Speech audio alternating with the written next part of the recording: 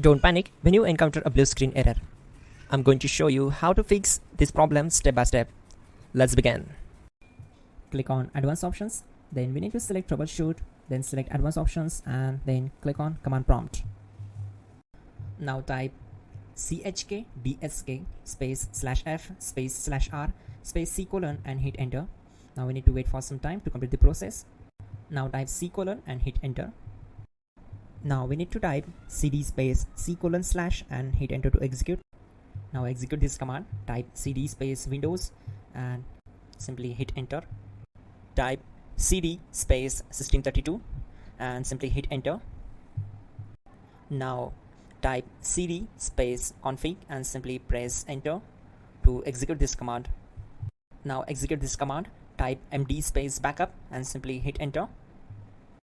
Now type copy *** backup and simply hit enter to execute the command.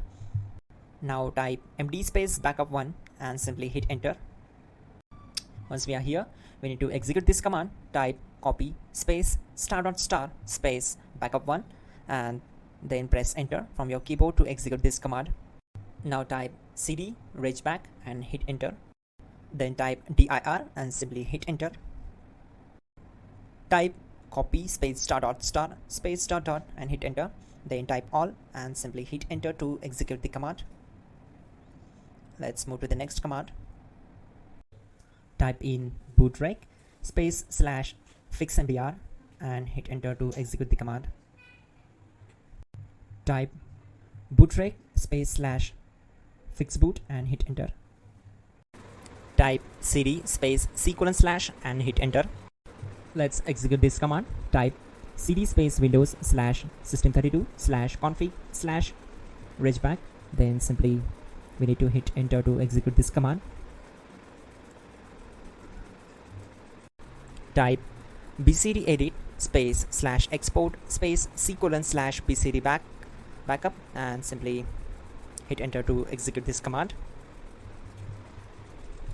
Now execute this command. Type cd space c colon / and hit enter. Now type this md space boot and hit enter. Now type cd space boot and simply hit enter. Now execute this command. Type md space bcd. Now type cd space c colon / and simply hit enter. Now type attrib space c colon -boot -bcd space -h space -r space -s and hit enter to execute. Now type run space c colon \boot \bcd space bcd.old then hit enter. Type bootrec space /rebuild bcd and hit enter. Type exit and simply hit enter.